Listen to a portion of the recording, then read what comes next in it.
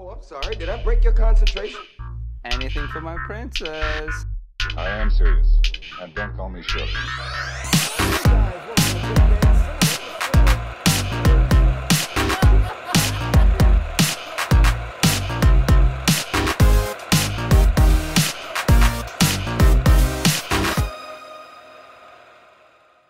Then I told him that just because it was made in the 40s does not make it good. Guys, how are you guys doing? My name is Isaac Squeaky Clean Anderson. And I am Tyler, the black chair. Oh, I'm muted. Oh, I'm so sorry, guys. Anyway, my name is Isaac Anderson. Welcome to Big Bang Cinema. This is a movie show where we talk about movie news Movie reviews. and everything in between. And over here, we got the man of the hour, the beard with the fear that's growing very fast, the hair with the flare, the face with the, well, I was going to say the mace, but like, I don't know. Some other rhymes. Mr. Christopher Darkins, how you doing, brother? Good. Good. And hey, he's the host of Game On that comes on every single Thursday before our show on the radio station. From 1 to 2. From 1 to 2. Don't promote your show on my show, okay? I just did. Well, What are you talking about And next week? actually, you did it for me. Thank you very much. That's a setup, okay? We don't always fall victim to peer pressure here, okay? Okay. But anyway, guys, thank you for showing up. Tyler, Chris, how you guys doing today? I'm tired. Tired? Tired of like looking at that picture right there. Oh my gosh, it's like every time I look at that, I think about Team America. Well, speaking about Team America, Robert De Niro is possibly going to be in the Joker movie. Joker movie. What? Oh my gosh, you know he's not going to phone it in, right? Oh, for sure.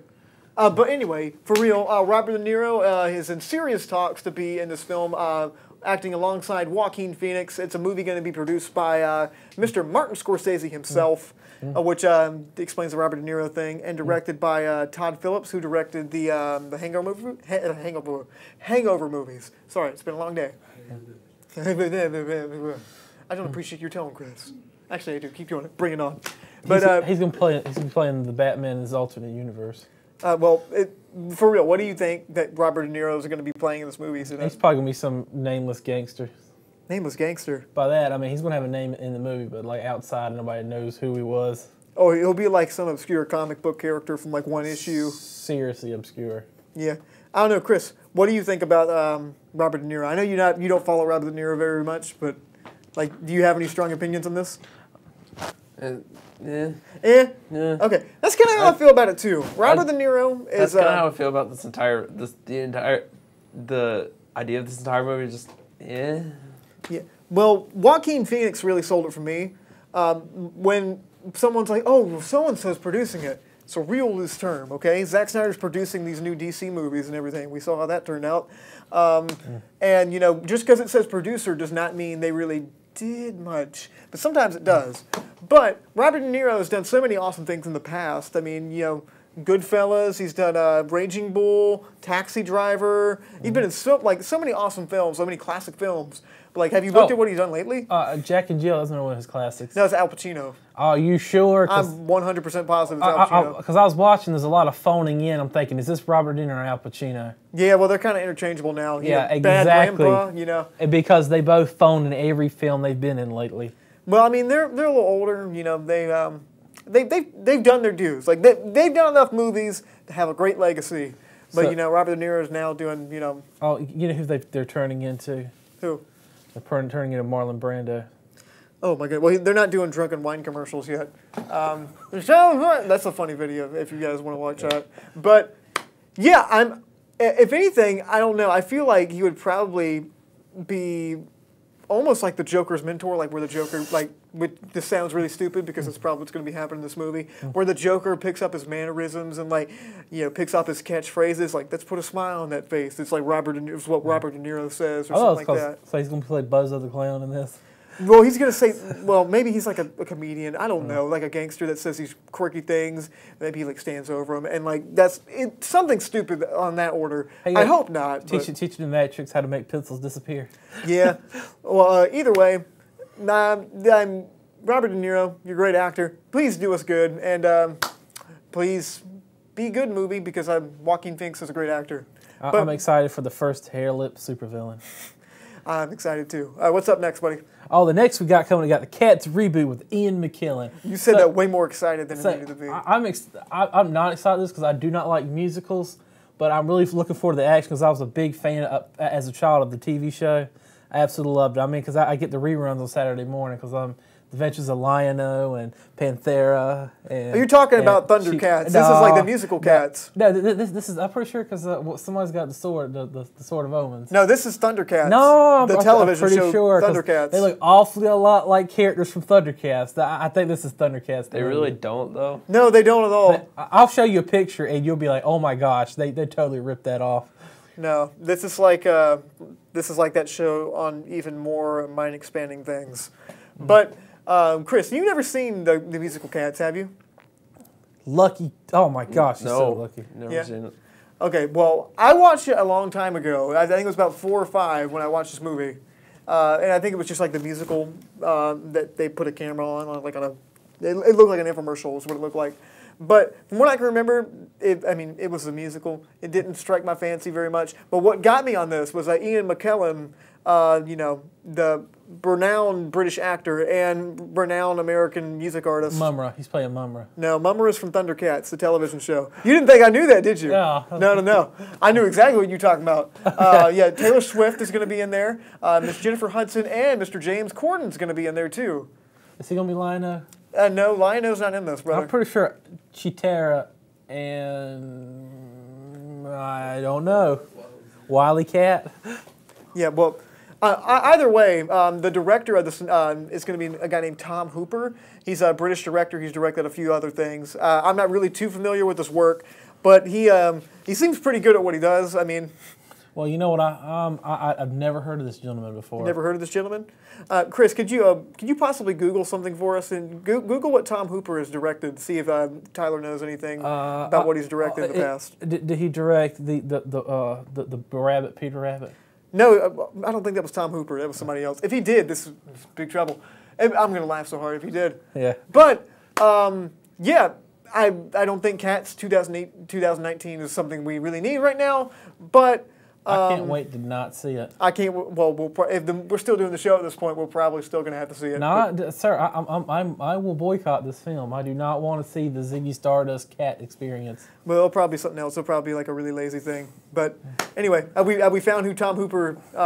What he's directed? It looks like he's had part in about 9 films. Okay. So I'm just going to list all of them, but it's Painted Faces from 1992, Red Dust from 2004, Elizabeth I from 2005, or Elizabeth the First, I'm not sure. It's Elizabeth First. Yeah. Longford from 2006, John Adams from 2008. Oh, yeah. Never seen any of those. Yeah. I saw Elizabeth the First. Oh, yeah? Yeah. It sounds very British cinema, yeah. I don't think I'm supposed to say that one. Okay, does it get a curse word in it? Yeah. Okay, we'll leave it out. The King's Speech from... Oh, no, wait, Oh, yeah, that was a great movie. Les Miserables from 2012. Oh, gosh.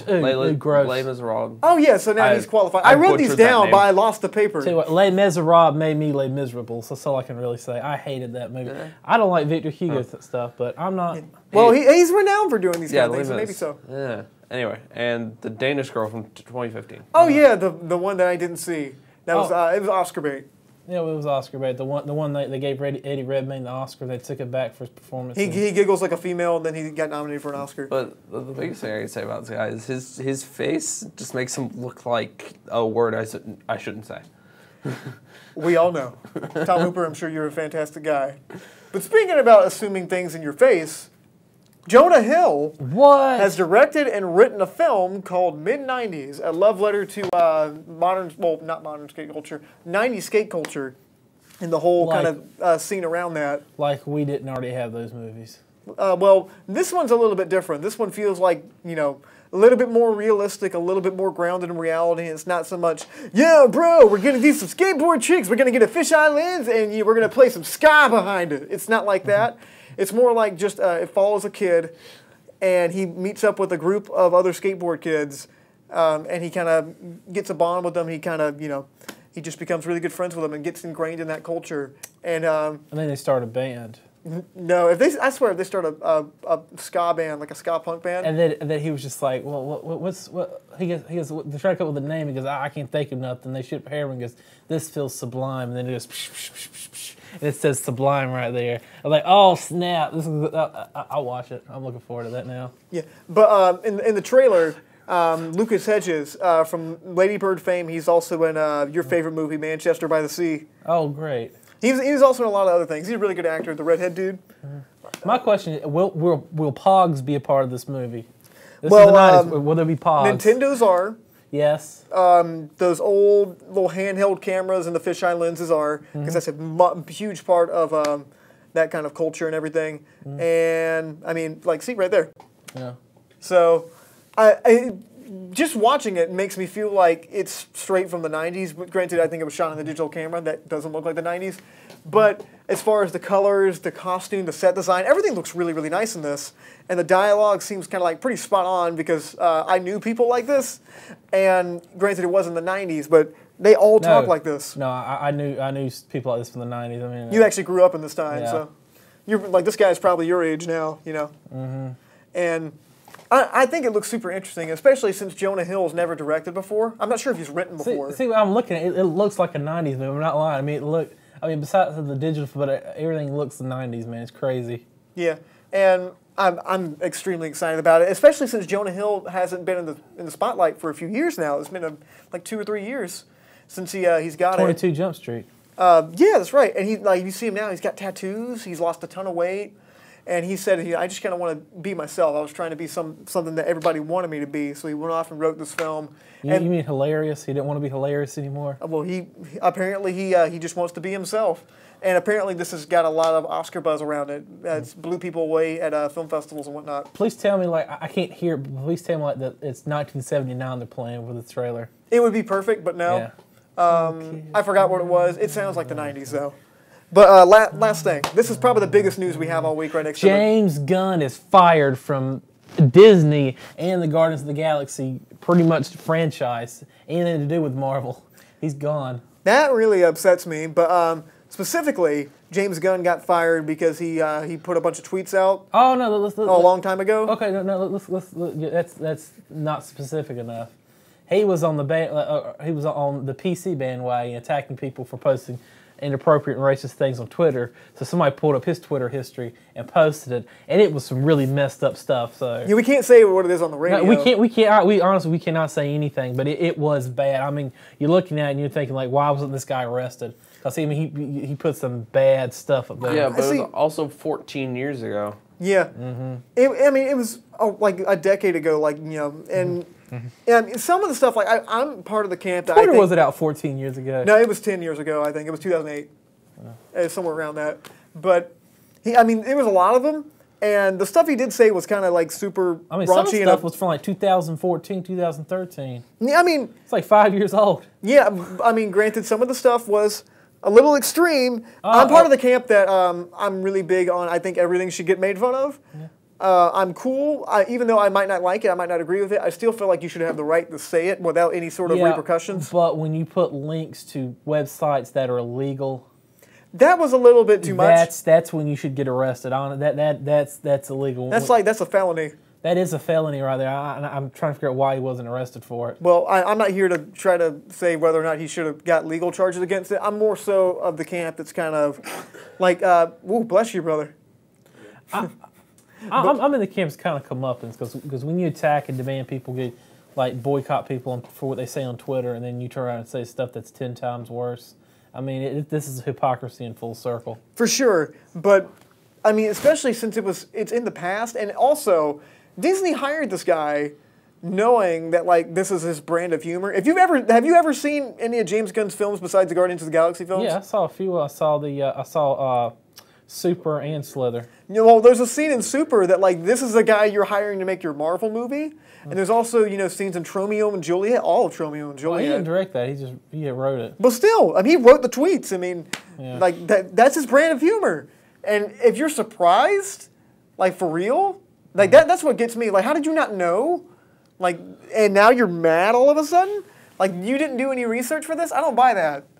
I think now it's become a little bit of a witch hunt for trying to find these guys. Like, oh, what's something offensive we can find that like we can dig up and get these guys. And Granted, he did a little much, but and it's backfiring. yeah. And when you jump on the PC bandwagon and say, well, these people should be held accountable, And then you got skeletons in your own closet that get drug up out of there. Yeah. I mean, everybody's got stuff they're not really proud of, but like, what is this going to do for the Guardians of the Galaxy? What do you think, Chris? I mean, I don't know in terms of like what it's gonna do for Guardians of the Galaxy because like I'm just not sure, but in terms of like James Gunn himself, there have even been like a couple of the actors, like one of the actors from Guardians of the Galaxy, and then another actor that I don't think was from Guardians of the Galaxy, but was from a different movie that he did, I want to say. They've both like spoken out about how they're like not happy that James Gunn has gotten fired. Yeah, for sure. For stuff That he's was Dave tweeted Bautista. about around a decade ago. Yeah, Dave Bautista tweeted that. Yeah. Chris Pratt, Zoe Saldana, a lot of those people, and they're all going to. Besides Chris Pratt and Zoe Saldana, Dave Bautista's coming to SuperCon. But Tyler, what do you think is going to happen to the Guardians now? They'll probably get another director to do it. Well, obviously, but like, what about like the storyline? Do you think it's going to survive without James Gunn? That's the big question to find. You couldn't be more vague. Yeah, I mean, because you have no idea where they're going to get somebody that can really fill the vein of the movie, or you're going to have somebody that can change the whole series. I don't know. The one thing I hope now is that the guy that they get is most likely going to be like no-name director with 17 screenwriters, and I just hope they don't try to copy James Gunn and kind of like, it's James Gunn light. I hope it's something new and fresh, and I hope he puts his own directorial spin on it. But it is what it is. Maybe he'll get hired back, but I don't think so. Sorry, buddy. I doubt it because that was a big PR fiasco. Yeah, but guys, if you have any opinions on any of the things we talked about, you can leave a comment at facebook.com/Studio67NCC. We'd love to hear your comments. But anyway, guys, we're going to take a really quick commercial break. When we come back, we got a lot of stuff to talk about from Comic-Con 2018. It's SDCC, sir. Stay with us. Hey, it's Mike D inviting you to join me Monday afternoons at 2 for Ultimate Alternative, only on Big Bang Radio.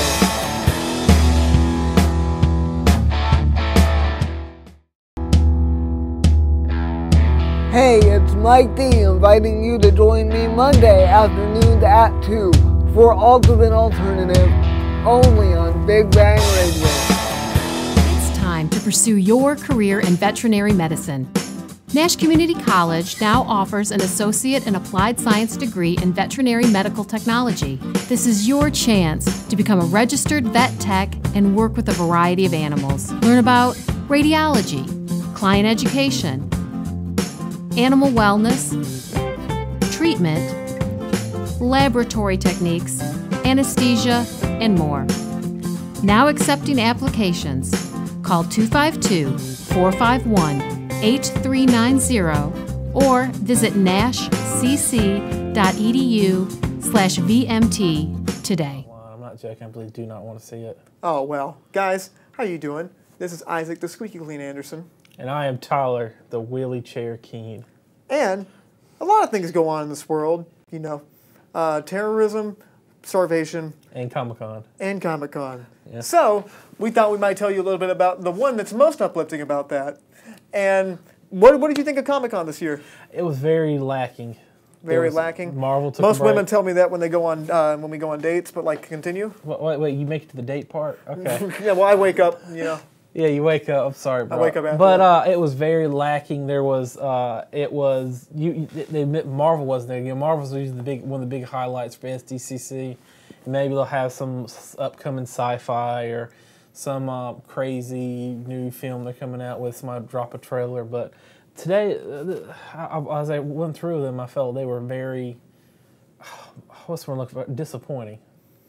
I don't know about disappointing. It wasn't as much coming out about Not it. at all. Which I mean, there's still a good amount coming out from it. It wasn't even a lot of buzz. It was like none of the news I've already heard. Comic-Con has become what is Marvel going to be putting out next and what is Star Wars coming out with next. So that's more Star Wars Celebration, but it's most likely like the Marvel and the DC movies, and most of this thing was like DC stuff and occasionally some other stuff. But Chris, what do you think about Comic-Con this year? Did you follow it? I didn't really follow Comic-Con. Oh yeah. No.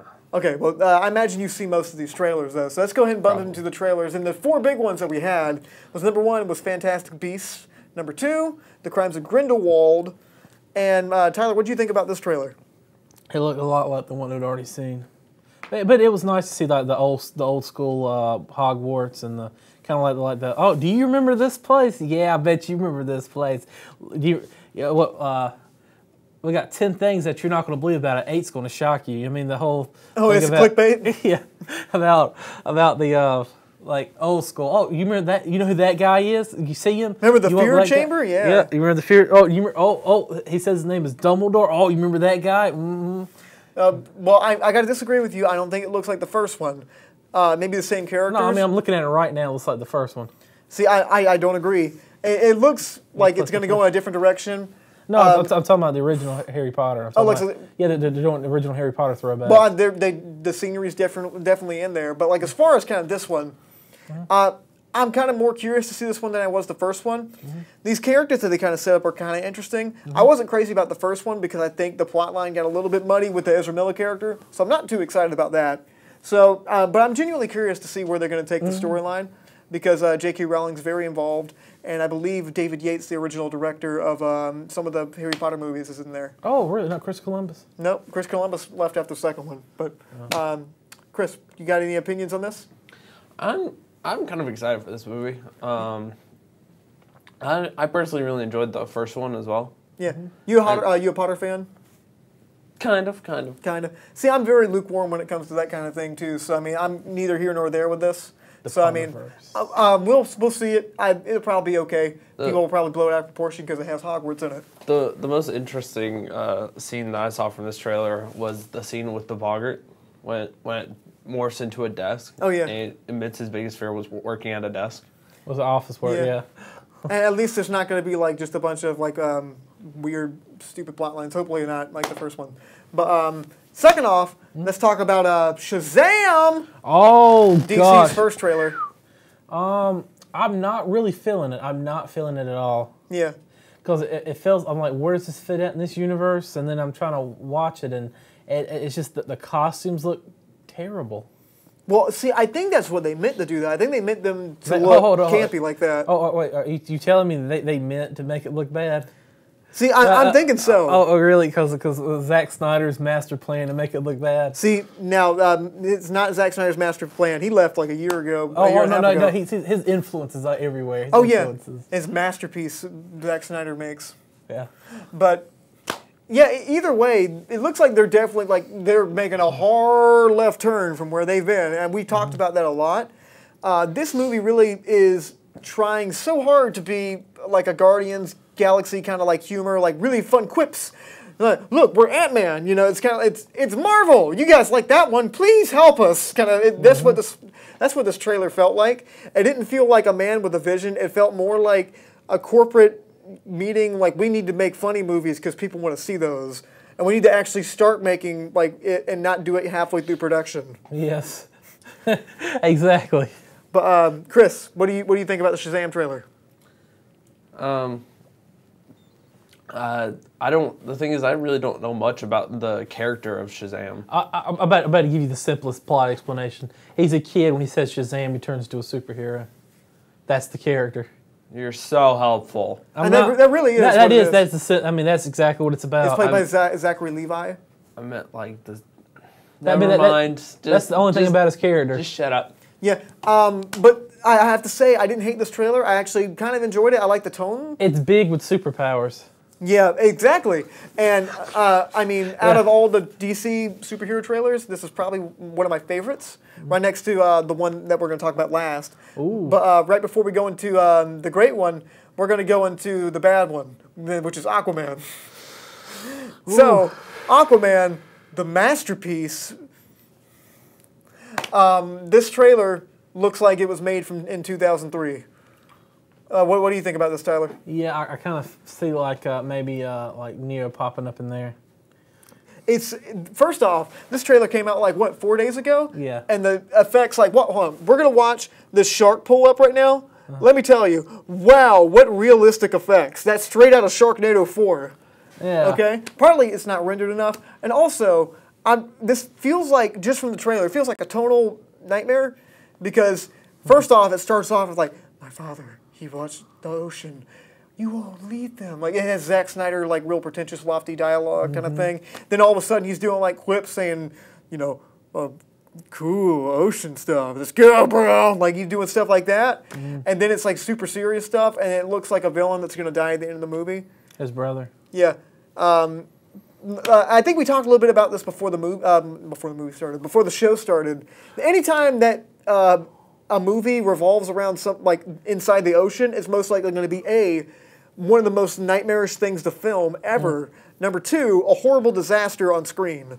Yeah. So this one, it's very difficult to do that, and so I don't know how it's going to work. Look, they live in Rapture. That's pretty cool. So, first off, the effects look really, I mean, because there's so much of them, I get it.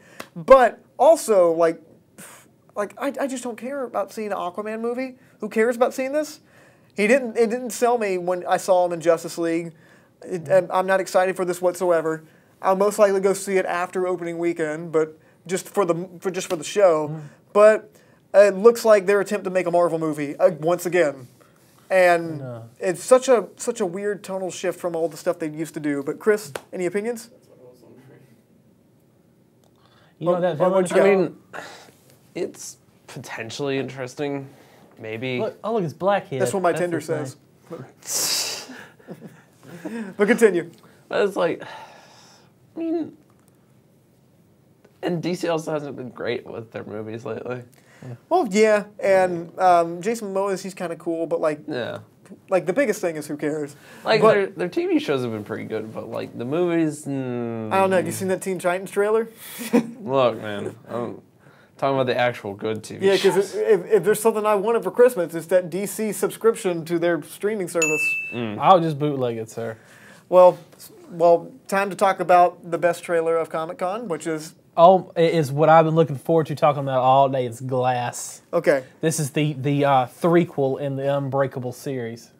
And I wasn't huge on the first split. I love James McAvoy's performance. Oh my gosh, watching his performance, it was like watching the scene at the end of the second Terminator where he's dying and he's like switching to all the different personalities he's had, like the faces he's taken, but just acting. It was incredible. You could literally look at him and tell which character he was.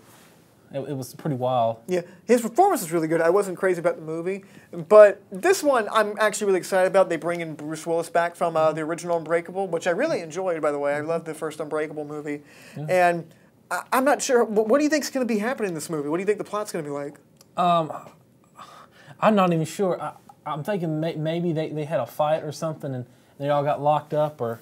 Like, I want to see that, like... It's such a unique kind of like world and tone that it's set up. It's a little bit different than any other kind of superhero movie. This is dark and gritty superhero done right next to Dark Knight kind of stuff. So, or it might be like, I don't know, like, I know it's going to be something, Mr. Glass is going to be the main villain in it. Maybe he's recruiting, like trying to recruit villains together or...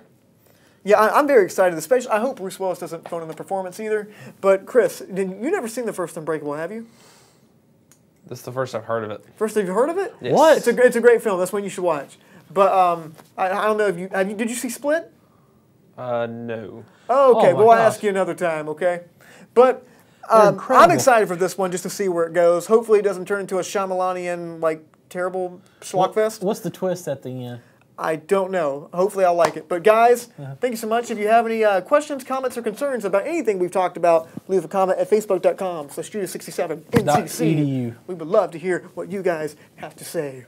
But anyway, guys, thank you so much for watching. Next week on Quick Flicks, we're going to be reviewing Mission Impossible Fallout. Oh, great. Another one. Yeah. But I'm actually excited for it. Guys, thank you so much for watching. That's Chris right there. That's Tyler. My name's Isaac Anderson. You guys stay lovely.